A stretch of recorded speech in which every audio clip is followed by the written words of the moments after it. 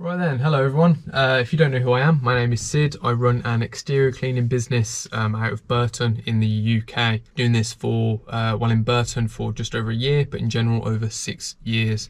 I'm 26 years old, so I started when I was around 20. So today's video is going to be 10 reasons why not to start an exterior cleaning business or just a business in general. I think only 1 or 2 of these points out of 10 are going to be sort of directed to specifically exterior cleaning. The rest are just business related. Now, don't let this put you off. I'll premise this by saying me starting my own business was the best thing, one of the best things that I've ever done. If I had to do my life so far all over again, I would do it exactly the same, but probably just a little bit quicker. So yeah, I'm just sat in the van. Yeah, rainy day today, so I didn't do anything at all. I think it is a Saturday. Is it a Saturday? No, it's a Friday. Is it a Friday? Yeah, it's a Friday. Okay, yeah. Brings me to my first point. Weekends, non-existent. So whatever you thought, whatever you're used to in a 9-to-5 job, which is you work your Monday to Friday, 9 to 5, and you get your Saturday and Sunday off, that doesn't really exist anymore. It all blurs into one big weekday. So even though you might set aside, you will have days off and you'll set aside days off in the week, they never feel like weekends anymore because you're still quoting, you're still scheming, you're still thinking in your head, oh, maybe I should do that. Or you're thinking about the job that's upcoming and you're booking in chemicals, booking in equipment, blah, blah, blah, blah, blah. You're always doing something. You never switch off completely for a day, if you're doing it right anyway. And you're still in the early stages of business. When you get to a point when you've got loads of employees and stuff, yeah, you can have your holidays, you can switch off, you can do what you want. But in the early days, which is what this video is tailored to, yeah, your weekends are gone, unfortunately. So second point, this is something I hate, absolutely hate about it, which is social media. I'm not a big fan of social media, although I run a YouTube channel and I'm on every social media there is. I used to love it when I was a kid, not anymore. I hate it. Now, unfortunately, in this day and age, you have to be on it. If you want to run a successful business and you want your business to flourish and get to where it needs to be quickly, you need to compete with the other businesses local, and they're all on Facebook, they're all on Instagram. And if you want to get ahead quickly, you're going to have to try and keep up with these people, and you're going to have to try and post as much as you can and build an online presence. Now, if you're on people that are posting Monday, Wednesday, Friday on a buy and sell group, they could do that every week for 6 months straight. Now, when they post a leaflet around the local area, they could deliver 5,000 leaflets. They're probably going to get a bigger return than you would by not being on social media, because even though they've never seen that company in person, never met them, never done anything, their subliminal has remembered their logo from their adverts, and they're going to sort of recognise and go, oh, I'm sure I've seen that guy somewhere before. And that guy's probably going to get the job over you, even though his adverts might be crap, who knows. But yeah, so unfortunately, social media is an aspect that we kind of just have to adopt these days, and we're in the age of it, aren't we? So yeah, hate that point, but it is a point. So number 3, the financial year, the financial first year, as I call it, is just one big, huge money sink. It's a gigantic risk, a gigantic money sink, and it's the most stressful time of your life. Now, if you have a big reserve of money, you're going to do it a lot easier than other people may. But also, if you've got a big reserve of money, you might not be as motivated as someone who doesn't. So there's a fine line there between having enough money to start a business and having not enough money to start a business, because the person that might not have enough money might actually do better than the person that has enough money, but that's not to the point. Either way, it's expensive, very, very expensive. Now, in terms of exterior cleaning, you're going to need it. Well, you don't need a van, but it will help if you've got a van. Say you want to start pressure washing, you want a decent pressure washer that's going to last you for a good amount of time. There's a £2,000 investment straight away, plus a £3,000 at least on a van these days. So you're looking at £5,000 before you've even got the little tiny things like hoses, fittings, connectors, blah, blah, blah, blah, all racks up. It's an expensive game to get going in. Now, you can start on the cheap. I started on the cheap and I worked my way up slowly over 6 years to the point that I'm at now, where I've pretty much got top end equipment. But it's taken a long time, and to be honest, most of my top end equipment has come in the last 6 months. That's how skint I've been for 6 years, because it just took me forever people have done it so much quicker than me. So I'm not the guy to go for specific advice. I mean, I could give people great advice now for what I've done in the past year, because I've basically timed my business by about 10 in the last year. So my first 5 years, let's just write them off and not think about it, but it was all learning experience, and that's something that you guys will come into, which is those learning experiences. I guess I was slow. There's people a lot quicker than me, yeah. But I wouldn't change it because I've learned a hell of a lot and I'm pretty much bulletproof now. Now, if business went south for me and I hit some hard times, I'd be able to muscle through it, where a lot of people that fell straight into it and did really, really well, you know, they might quit when times get tough. You just don't know because they haven't been tested yet. But most of you will be tested in that first year. I was probably saying 95% of you will have a really rough first year. It's just the way it goes. So that brings me straight to the next point, which is profit. What is profit? Anyone that's listened to this that runs your own business, I think you'll understand what I mean by that. Is what is profit? Where is that? That's a mystical figure in business. It's a mystical thing that no one talks about, that everyone pretends exists. I'm only just at the point now where I'm starting to genuinely take profit out of my business and actually sort of pay myself a month, and it's not disappearing as soon as I've paid myself. For your first year, at least for your first couple of years, every single pound, penny, dollar that you earn is going to go straight back into the business. There's going to be a new piece of equipment that you need. You might have started out on a £500 pressure washer. You want to get a better one because you know that one's got a smaller lifespan. So now you're putting that money straight back into a newer one. You know, there might be a pole that you want to use for the guttering. There might be a scraper set you want for cleaning roofs. You might want to upgrade your chemicals. You might want to upgrade how you put chemicals out there. Yeah, again, that's just exterior cleaning. You know, don't even get, you know, probably a lot of you started on things like plumbing or electricians and things like that, where the tools are just astronomical 24/7. Yeah, so profit, your first couple of years, you might as well just get used to the fact that you will coast and you will be living on a breadline until your business is so busy that you've bought every single piece of equipment that you need, and now there's nothing left to buy. That's when you finally start taking profit. But in my opinion, there's always something left to buy. So yeah, profit, what is it? I don't know. Next up, speaking of equipment and things like that, again, tailored to my job specifically, is there's a safety risk, chemical use, things like that. The chemicals we use on a daily basis are enough to make you go blind if they get in your eye. They're enough to give you respiratory illnesses if they're sitting in your lungs, enough to burn your skin if they land on you. It's a risky job, chemical-wise, this is. You'll be a fool to think that nothing would ever go wrong. So you've always got to be prepared for the eventuality that it will go wrong. There's always an accident. You cannot predict a split in a hose that will spray some chemical straight into your face. There's no way to predict it. It could just happen. And I've heard it happen a million times. So you've got to get used to the fact that things will go wrong eventually. So prepare for it. So correct PPE, first of all, absolutely. Secondly, eye wash stations in the van, an eye wash kit, little things like that, that may save your eyesight if anything ever happened. At the end of the day, it's a risky job. Yeah, it's nothing on someone that's going up there and fixing solar panels and things like that.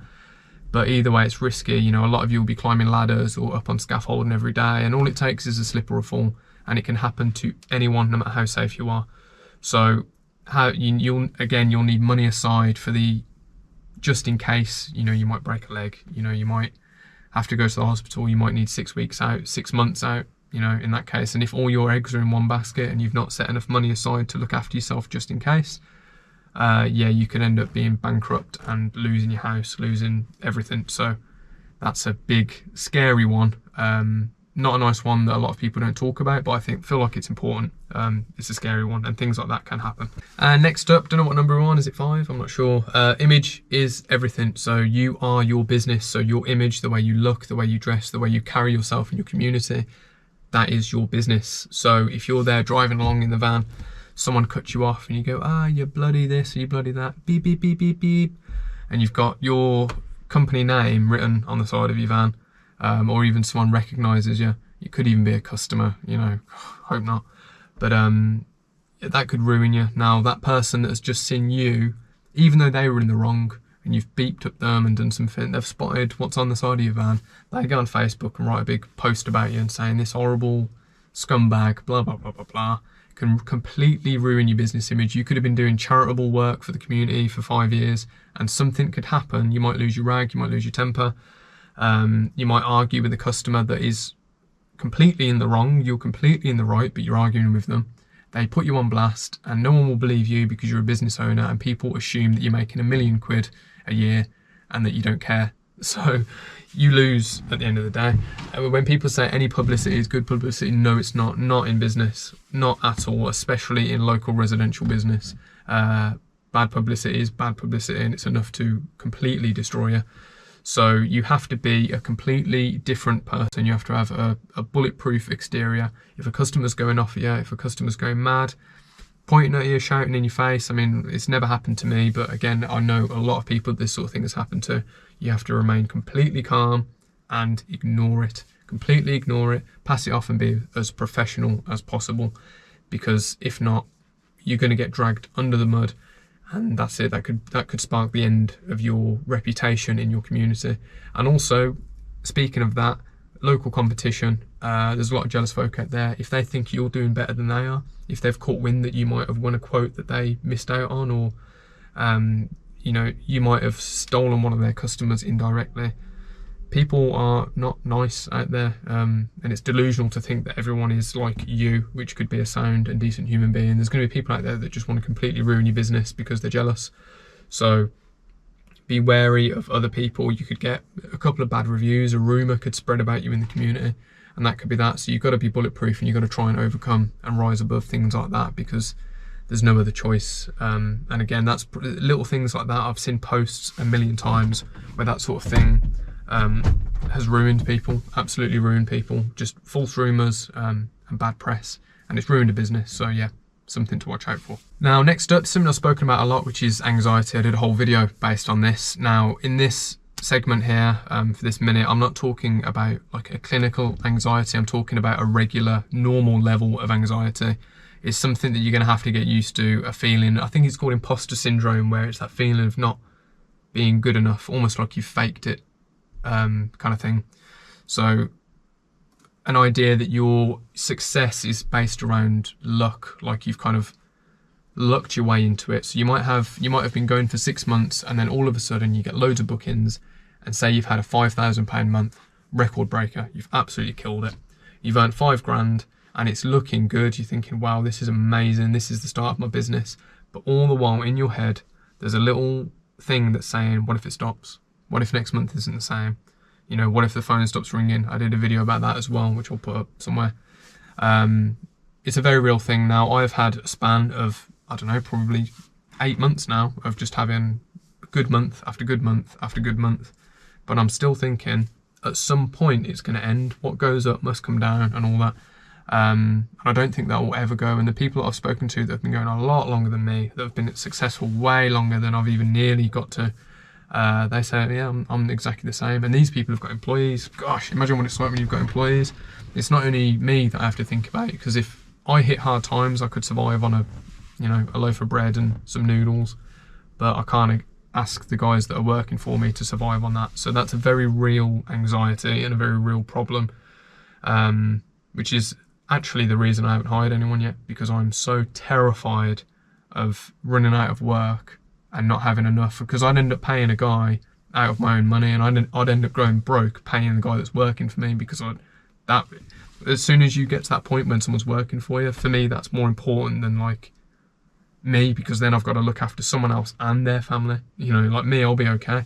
You know, in worst case scenario, I'd just knock some doors and try and get some work, but I can't ask a guy that, you know, I've contracted to do work to do that. So yeah, there's something to think about if you're hiring people, especially, because that's a scary one, because it is hard. It's easy to find work for yourself, because it's all based on your own motivation, but then trying to find work for someone else and yourself is very difficult. So yeah, I know a lot of people will know what I mean when I speak about things like that. So next up, still no idea what number we're on. Yeah, if you do it right and you are running a business efficiently and properly, I would say, something happens where you just stop being able to switch off. You don't really think about really anything else apart from your business. You become self-absorbed and obsessed by it, and it's all you think about, all you do. You live and breathe your business. Now this is good. In a business sense of the term, this is great. This means that you're probably going to do very well.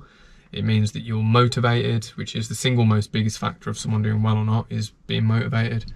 But it comes with its drawbacks as well, because this is at the point where you just feel like you're sucked in and your whole life is that work, which is good because it's what you enjoy. You're motivated for a reason.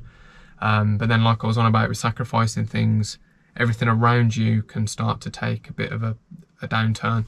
And it can get quite taxing on the mind, where you just feel like you haven't had a break for a long time. and it can start to bring you down a little bit, because you just feel like you could even be on holiday and you're still looking, you're driving on holiday, but you're looking around, you're thinking, oh, that could do with the clean, or that could do with this, and that could do with that. And then you have to stop yourself sometimes and think, gosh, turn it off, have a break, forget about it for a minute. But it's impossible, you just can't. And you're always thinking about it. It's just been worse for me with this bloody YouTube, because that's all I think about now. So I'm obsessed with my work and I'm obsessed with YouTube. It's crazy.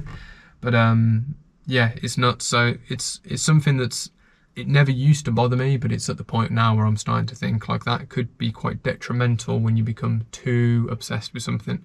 There's only so much money you can make, and it's not going to make you any happier. You have to try and balance everything else in your life as well. So then, yeah, one of the last ones, is it the last one? I don't know. But this job's physical. There's no two ways about it. It's a physical job. Most self-employed jobs are physical jobs, by some aspect anyway. Especially the exterior cleaning. Now, there's a lot of pulling and pushing. You're holding an extended amount of weight, which it could be 30, 40 feet away from your body. Very, very heavy, very taxing. It rips your shoulders to bits, rips your back to bits. There's times when, especially within your first year, when you start doing some really crazy jobs, that you'll wake up in the morning, you might still have 2 days left on the contract on the job that you're doing, and you can't move. You wake up and things just don't want to move. Like, I still get it now. Some of my fingers just don't move in the morning, completely stiff, and I have to crack them out. And I'm thinking, that's only happened within the last few months. I'm thinking, what, have I got early onset arthritis from squeezing things too hard? I'm 26, do you know what I mean? And I get injuries every now and again. I pulled my groin terribly one time. I've injured my back a few times. It's put me out for a few days. There's no two ways about it. So if you've been suffering from ailments and injuries a lot in your life, be prepared that you're probably going to get injured again in this sort of job. When you're using heavy things, and it's all, at the end of the day, there's a lot of muscles being used sometimes when you're cleaning a roof. Pressure washing, not so much, but I know a lot of guys get some vibration issues. I haven't had it personally, but a lot of people get quite affected badly by vibration with the pressure washer. I don't know what that feels like. I'm not really too sure about it, but I hear about it a lot where people get affected by that. For me, it's mainly just muscular injuries by going too keen and trying to do too much at once, on a roof job. But it happens. So it's, again, set money aside for potential injuries, pace yourself, and try and take time off.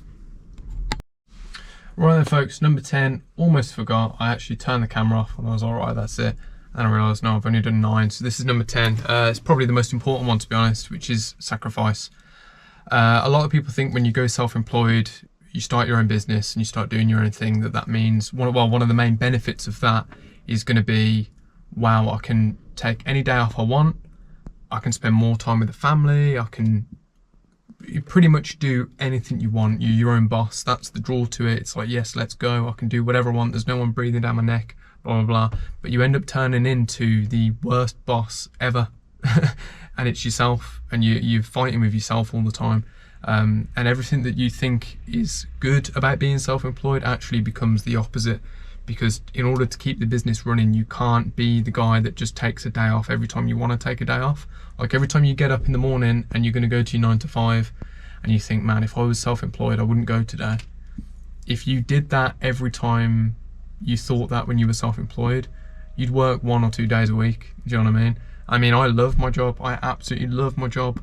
But there's just days when you just, especially in the morning, when you just don't want to get up, you just don't want to do it.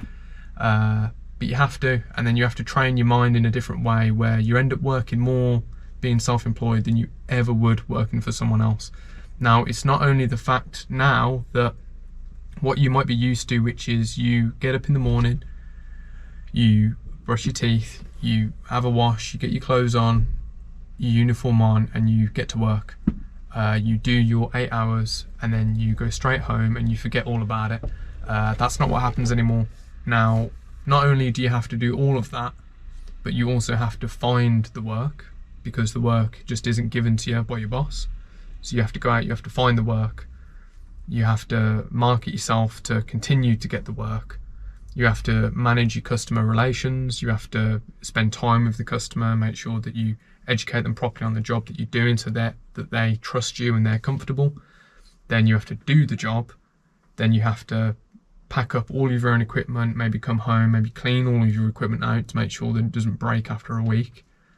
Then you have to get in, then you have to do the invoices for that job, do your tax things, make sure that your records are okay, make sure that all of your financial things are in order. You have to send your invoices off, you have to make sure that all of your equipment costs have been logged, everything's there ready to go, your receipts are in order.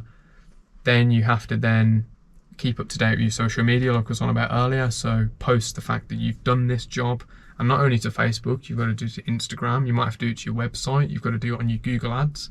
You know, even just those 4 social media aspects there of just posting your pictures of the job that you've just done, that may take half an hour to an hour of your time after you've already been at work for a day.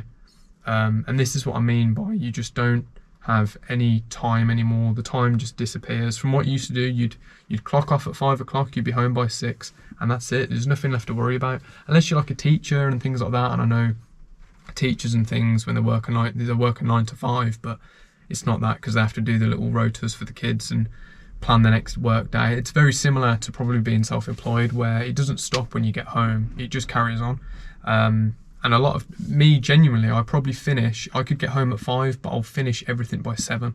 But then out of my own choice and my own love for doing the YouTube channel, if I'm filming for that day and I've done a job, then I'll probably be editing till about 8 o'clock. And then I'll probably upload the video around 8:30, 9 o'clock. And then that's my work day done then. And then I'll chill for a bit, try and spend some time, go to bed, and then I'm up the next day back at work again. So it's what you think being self-employed to have more time, it ends up being the complete opposite, and you'll be spending more time working than you ever would before in a 9 to 5 job. You know, but this is the end of the video, and I will be following up this video with at some point soon with another 10 reasons to be self-employed, because a lot of these points where I've said the negative and the bad, there is such an incredible positive to it as well. That is hard to portray, and I honestly would not change it for the world, because I absolutely love my job and I absolutely love being self-employed, and the 10 reasons that I'll figure out why I love it are vastly outweigh the 10 negative reasons that I've just told you. And most of the reasons that I've just told you, it all comes within the first year. So if you can get that first year out of the way and become an established business and learn, because take that first year as a learning year. So don't worry about money, don't worry about any of that. Take it as a learning experience. Imagine you've just done the longest, most intensive course of your life, but it's setting you up for the next, well, however long you're in business. You know what I mean? If you're my age, you know, hey, let's call it another 40, 50 years of business. You know, if we're lucky. You know, if you're in your, you know, you could be starting in your 50s, you could be starting in your 60s and say, hey, let's have a good 10 years, let's have a good 15 years, let's have a good 20 years of business and make a lot of money. Sacrifice on the first year, because by the second year, you could be making more money than you've ever made previously in your life if you do it correctly, and you prepare yourself for the difficult times ahead, which there will be. But if you get through it, there's no reason not to succeed. If you're there after a year, I can't imagine you're going to be quitting. Most businesses fail within the first year. So if you can beat that statistic, and that was always in my head, beat that first year statistic. And if you do that, you'll be okay. And here I am. I struggled for pretty much 5 years, and here I am now doing okay finally. So yeah, good luck to everyone. Do not let this video dishearten you. Let it just be a bit of a reality check onto some of the things. Even if there was only one thing in this video that you thought, oh yeah, I didn't really think about that, I'm glad. Don't let it deter you. Let it sort of think, right, I'm prepared for that now. Like, I'm glad I've heard that, because now if it happens, I'll be like, okay, he said that, that's what was going to happen, it's happened, it's fine, don't worry about it. And that's the way, you know, I had no one telling me this shit. I never got myself a mentor, I never got myself anything like that. I just sort of had to work it out, and most of it was out of naivety, and I never wanted to ask for help, and I never wanted to do anything like that. And it was lucky. Half of the time I spent living with my mum, the other half of the time I spent living with my dad, and then there was a bit of time living with my partner's parents. So I was very lucky that I didn't have a responsibility of a mortgage, or, you know, renting with my family, my kids all living under one roof. I was very lucky that if crap hit the fan, so to speak, I would have been okay. But I also think maybe that hindered me slightly as well, because I didn't go as hard as I should have, which is why it took me so long to get to the point that I'm at now. Because now I'm in my own place and, you know, and we're doing fine. But if maybe I'd taken that leap to get my own place sooner, my business would have followed suit as well. I genuinely do think that me relying on other people made my business slightly suffer as well, which is my fault. There was a lack of balls, I'll say that, yeah, a lack of balls. I should have just went for it full on a lot sooner than I did. But yeah, thanks for watching everyone, hope you enjoyed. A bit of a different video, again I haven't done one like this for 2 months, and there's a good 20,000, 25,000 of you that have not seen a video like this, so I don't expect any one of you really to watch it. There'll probably only be a few thousand views on it, but still means the world to me. So thank you very much everyone, take care.